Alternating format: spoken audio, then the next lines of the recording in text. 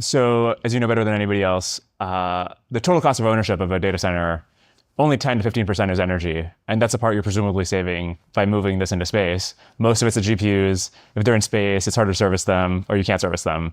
And so the depreciation cycle goes down on them. So like, it's just way more expensive to have the GPUs in space, presumably. What's the reason to put them in space? Well, the availability of energy is the issue. If you look at electrical output outside of China, everywhere outside of China, it's more or less flat. It's very, maybe a slight increase, but for pretty close to flat. China has a rapid increase in electrical output. But if you're putting data centers anywhere except China, where are you going to get your electricity? Especially as you scale. The output of chips is growing pretty much exponentially, but the output of electricity is flat.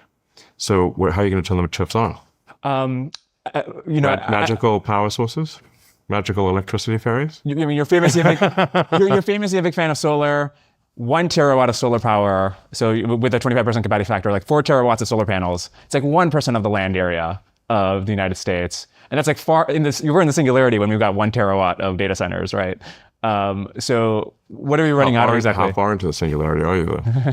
You tell me. Yeah, exactly. So I think we'll find we're in the singularity and we've still got a long way to go.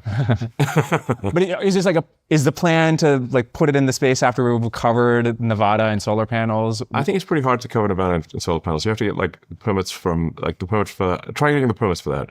So space is really it's really a regulatory play. It's harder to build on land than it is in space. It's harder to scale on the ground than it is to scale in space.